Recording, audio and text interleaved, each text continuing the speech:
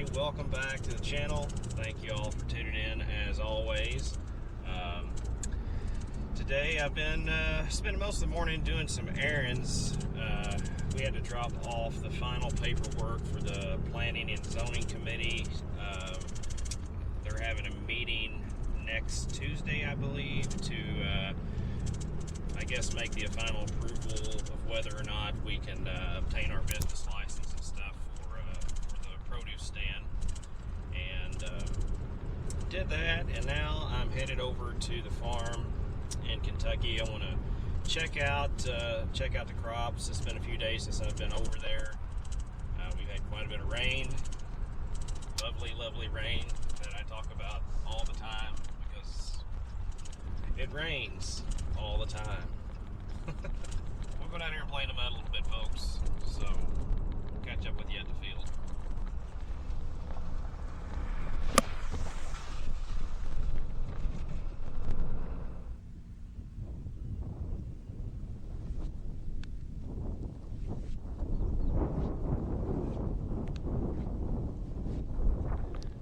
So I'm over here in the 70-day corn right now, and as expected, it's ahead of everything else. It's probably close to 12 inches tall right now, so this is definitely at the right stage that we need to start putting on some nitrogen. I see some weeds coming in the outer rows. That's something that we're going to have to address when it dries up a little bit. Mainly it looks like it's just a bunch of Johnson grass. And in this area we fight Johnson grass a lot, and if you don't know what Johnson grass is, it almost looks like corn itself. If you're looking at it, I'll show you here. Right here is a little patch of it. So that kind of looks like it's all corn just sprawled out everywhere, but that's actually Johnson grass. And maybe you see the difference. That is a sweet, that's a corn plant, sweet corn plant. That there in the bulk of the row, that's actually Johnson grass. But even in the 70-day sweet corn, we've got still some freeze damage there. That guy, he's going to come back, but it's just kind of all up and down, up and down.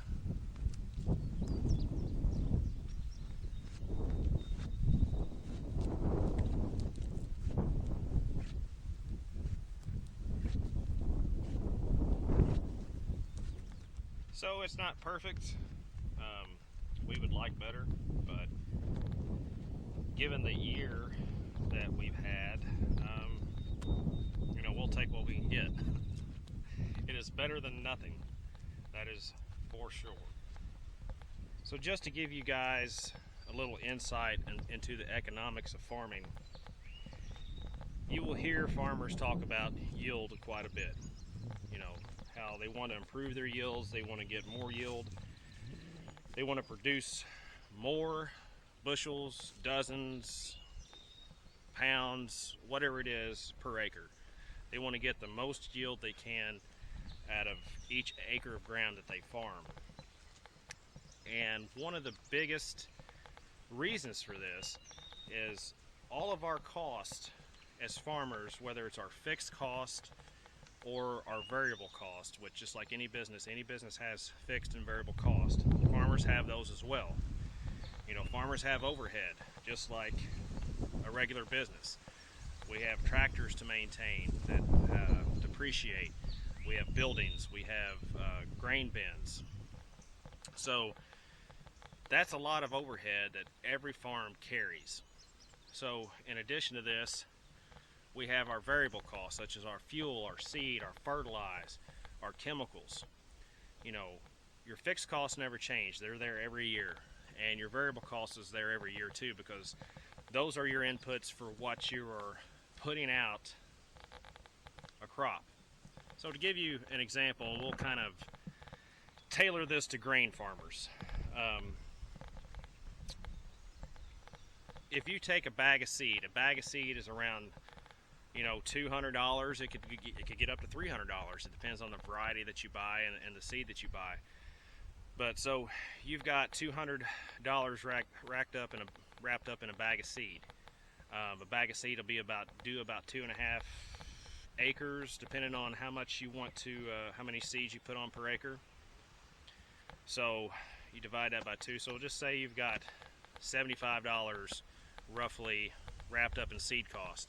Then you've got fertilized cost. So you're looking at $200 to $300 an acre for that. So there's just say $275.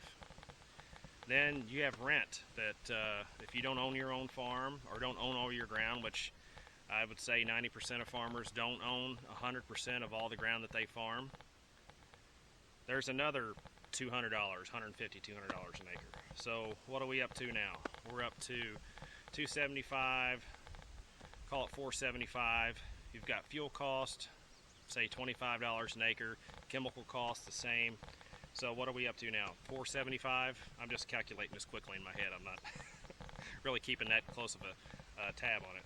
But let's just say $500 an acre. That's what they have wrapped up in the input cost for an acre of corn. And that does not include all the overhead.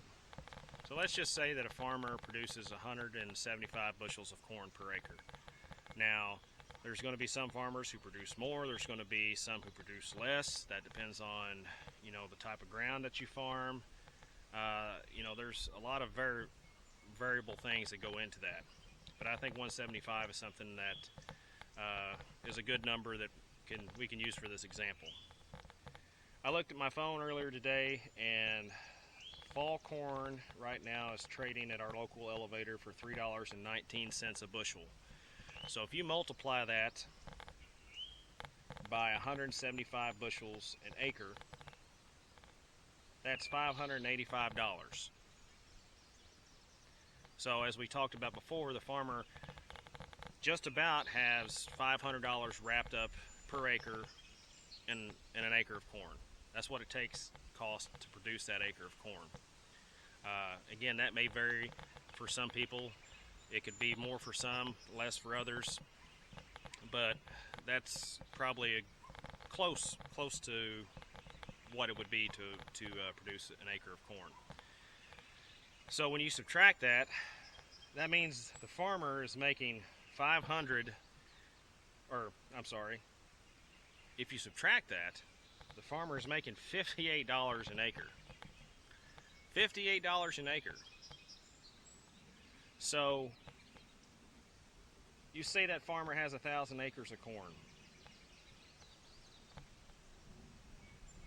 What's that, 58? Yeah, it's $58,000.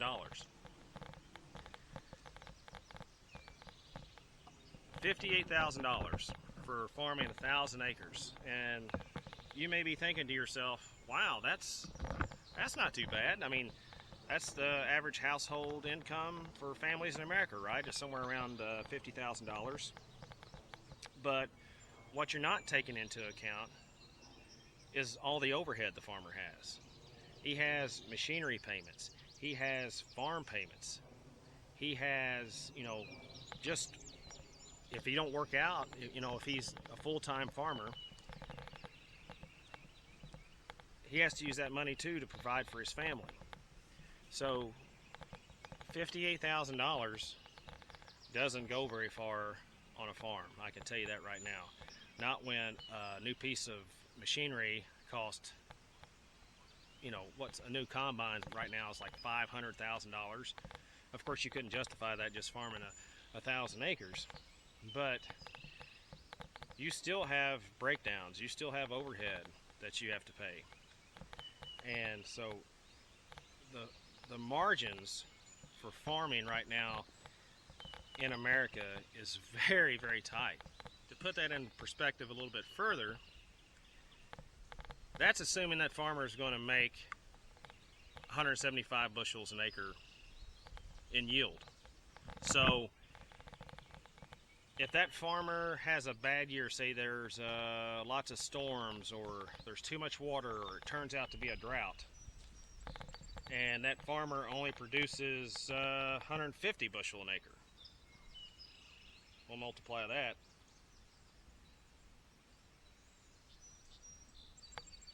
I hate phone calculators.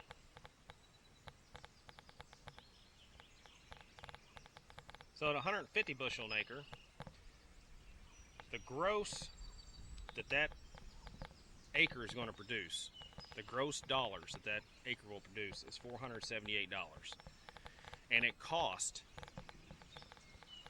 $500. So the farmer is losing money at 150 bushel an acre. 25 bushels may not seem a lot. 10 bushels an acre may not seem a lot, but it can make all the difference in the world to the farmer. That's why yield is so important. 25 bushels an acre in this example was the difference between profitability and being in the hole.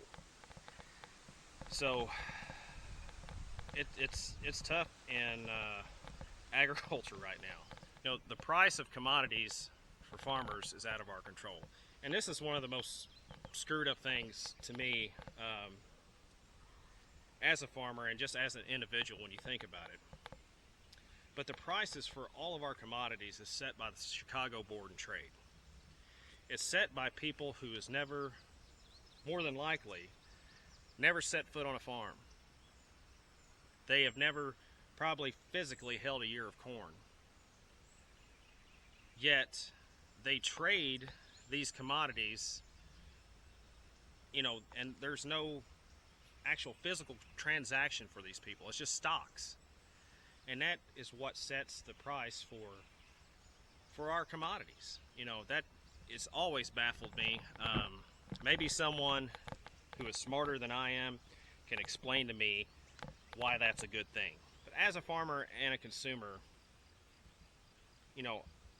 I like to have grocery prices that are reasonable at our stores. And in America, we are truly blessed with some of the lowest food prices in the world. And mainly that is because of our efficiency as farmers to be able to produce more for less. But there comes a point when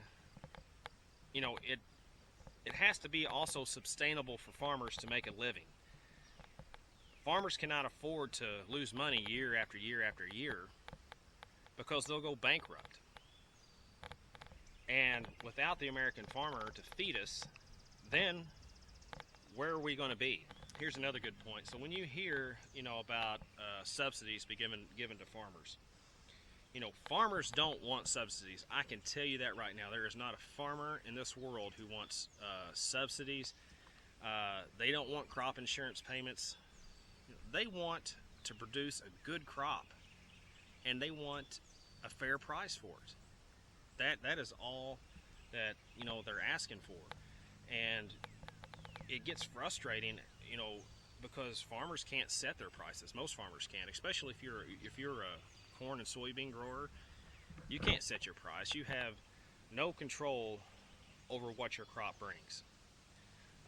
As a vegetable farmer, I have a little bit of control over that, because especially since we're going to have our own retail store where we sell our own produce.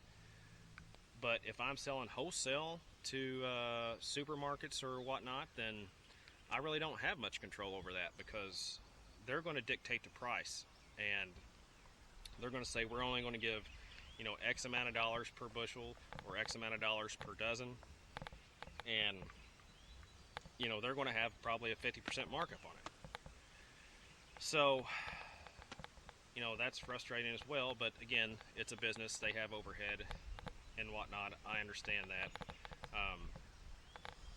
It just gets frustrating it just gets frustrating as a farmer sometimes when you see the things that's going on there right now. For livestock farmers, the meat packing industry right now, and what they're doing, and they're shutting meat packing facilities down due to COVID and whatnot. So there's a backlog of cattle that hasn't been processed. So in turn, the prices of animals have tanked. And what's the farmer to do? He can either sell them and take the loss, or he can try to feed them and have more money invested into these animals, and hoping that the the price will turn around later on, and that it'll go up. So, you know, the purpose of this video, I think I've kind of got on a rant here, and that wasn't really the purpose of this video, but you know, it's important, I think, for folks to know out there what's going on in agriculture, and it's important to know where your food comes from. It's important to know what the farmers are going through. And another thing, you know, you hear people talk about a family farm, right? And you know, we're a family farm, we're a small farm, we're not big, but a family farm can also be big. And one thing that, you know, people shouldn't think that big farmers are bad, because farmers are getting bigger because it's necessary. Just like any other business, you know, when we were going and back and we're talking about the cost of machinery and stuff, and again, this is kind of economics, it takes the same machinery, you know, the same machinery that farms 1,000 acres can farm 2,000. So a farmer expands because his cost per acre for that machinery goes down. His overhead cost per acre goes down. So it adds to the profitability of the operation. So, or even the same thing for a 2,000 acre farmer that goes up to 4,000 acres. You know, farmers are getting bigger by necessity, because you know, your overhead costs are always going to be there, and if you divide that overhead cost over more acres, it's a less cost per acre, and you've got the same equipment farming more acres, if that makes sense. And I hope I'm explaining that right. Sometimes I know what I'm thinking in my head, but it doesn't always come out of my mouth to what it doesn't translate into what I'm trying to say out of my mouth.